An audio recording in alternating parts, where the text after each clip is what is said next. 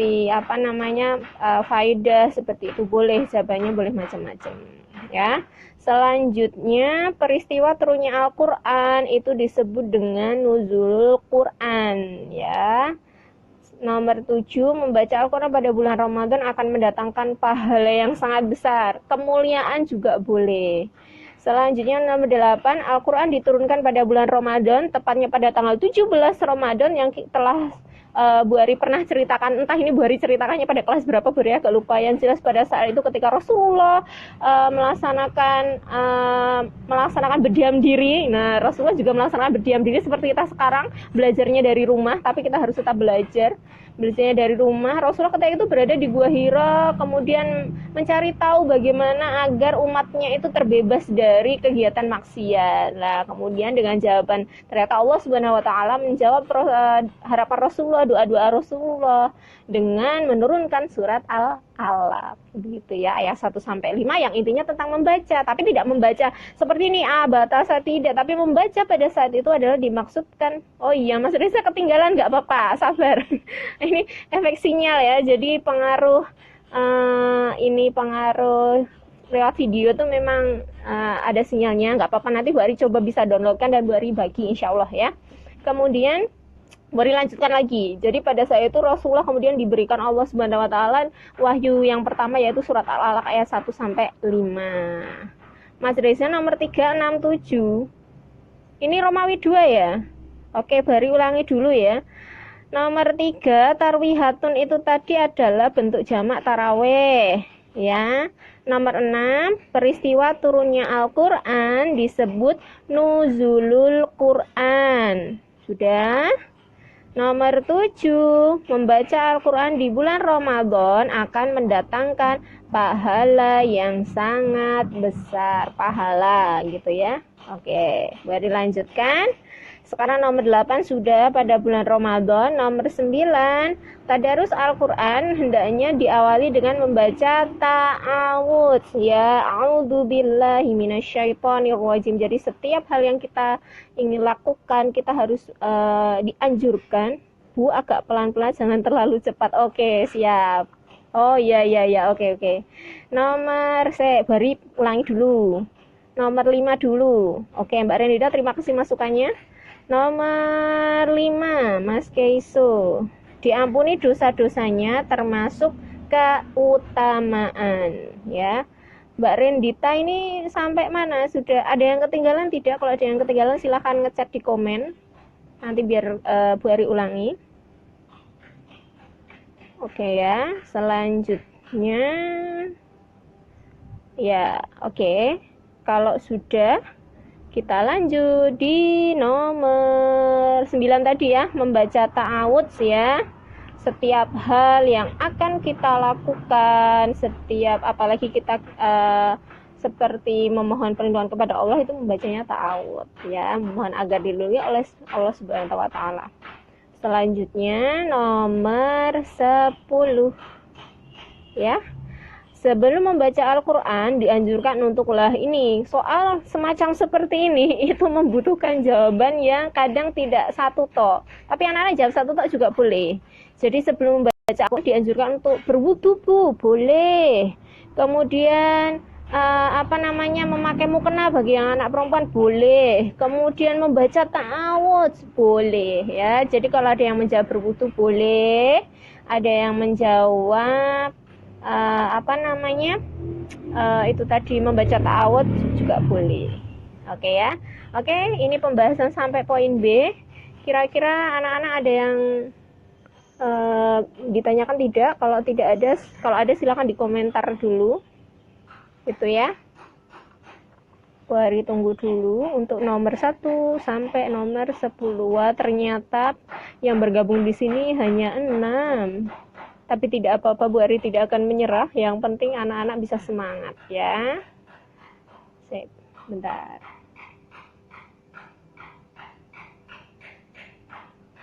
Oke, sampai poin B sudah ya. Untuk poin C ini sebenarnya tidak susah ya. Menulis potongan surah Al-Baqarah ayat 185. Ini perintah tentang tadarus, di LKS sudah ada. Untuk nomor 2 terjemahnya juga sudah ada. Untuk nomor 2 terjemah surat Al-Baqarah ayat 185. Oke Mas Kaiso, terima kasih sudah memberi balasan, tidak ada pertanyaan. Beri ulangi lagi di poin C ya. Nomor 1 dan nomor 2 itu ada di materi. Anak-anak bisa melihat. Selanjutnya, oh iya, kalau menulis ayat itu Arab ya, betul sekali Mas Reza. Mas Reza tapi kalau misalnya terlanjur tidak Arab ya sudah nggak apa-apa. Tapi kalau belum, silakan ditulis Arab. Yang Syahrul Ramadan alladzi unzila fihil Quran, yang itu ya. Nah, yang itu silahkan ditulis Arab. Tapi kalau sudah terlanjur ya sudah, tidak apa-apa. Selanjutnya nomor 2 tadi terjemah itu arti. Ya, terjemah itu arti. Kemudian nomor 3 itu apakah sholat yang hanya kita kerjakan di bulan Ramadan lah. Oh ya, oke, bagus, sudah ditulis Arab. Yang dikerjakan pada bulan Ramadan itu tentunya sholat tarawih ya anak-anak ya. Bula di hari lain tidak ada tarawih. Yang hari lain itu adanya sholat tahajud ya. Jadi malam hari ketika kita bangun, kita bisa melaksanakan sholat malam, kita bisa memohon ampun kepada Allah, kita meminta doa-doa yang pengen kita aturkan. Jangan lupa senantiasa mendoakan kedua orang tua ya. Selanjutnya nomor 4, bagaimanakah bilangan sholat tarawih? Nah, yang di video pertama itu ketika Bu Ari sudah menyampaikan video saat pembelajaran tentang sholat tarawih, Bu Ari sudah membahas sedikit bahwa ketika zamannya Rasulullah dengan zamannya Khalifah itu berbeda. Ada yang ketika Rasulullah itu 8 rakaat. Jadi anak-anak kan kalau menjawab bilangan sholat tarawih itu 8, total ada 8 rakaat, dikerjakan 2 rakaat salam, 2 rakaat salam, boleh. Kemudian kalau ada yang menjawab 20, aku pencet ya masuk lagi Mas Reza. sabar, tenang, ini kita sambil belajar menggunakan sosial media ya, jadi jangan panik, jangan terlalu galau. Pokoknya didoakan terus orang tuanya bisa mendampingi anak-anak ketika belajar di rumah ya. Bu Haris juga harus semangat ini, anak-anak juga harus semangat.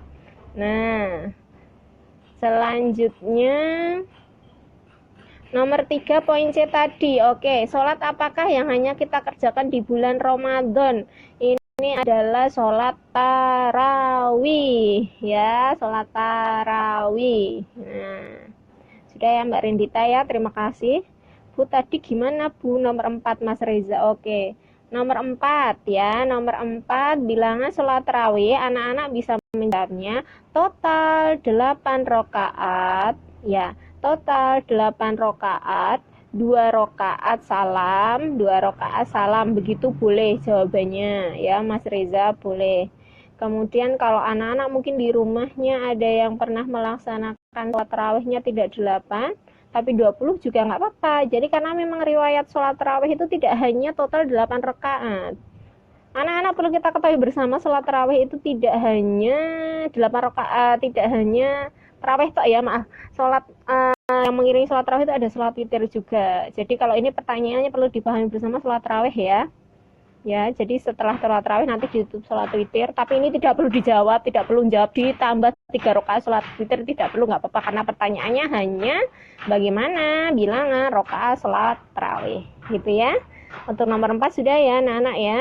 Terakhir ini poin 5.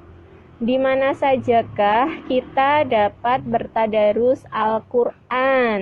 Nah, ini di masjid Bu, di rumah Bu, di mana saja, di sekolah Bu boleh. Tapi untuk sementara karena kita kondisi sesuai ini keadaan, karena kita harus di rumah, berarti usahakan anak-anak tetap di rumah. Tapi kalau di rumah tidak harus melulu di kamar ya, anak-anak bisa seperti Bu ini di samping rumah. Nah, tetap harus berolahraga, ya, tetap harus membantu orang tua, bersih-bersih. Kemudian ibadahnya juga harus, justru ketika di rumah ibadahnya harus banyak.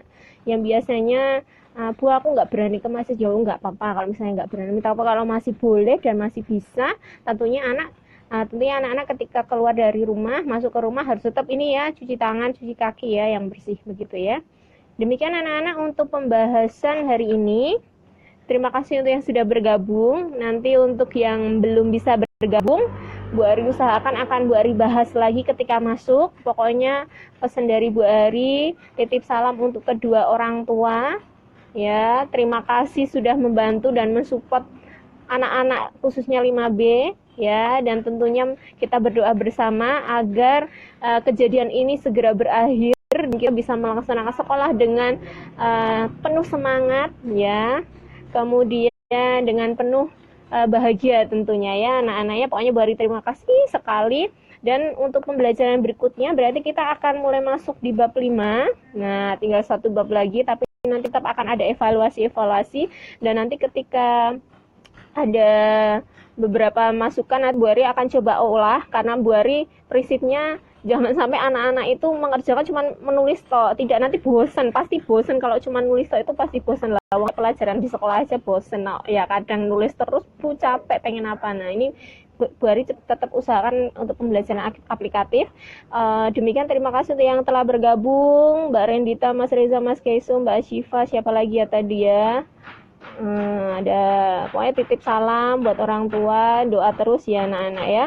Terima kasih sekali semuanya sudah bergabung dan semoga sehat selalu ya.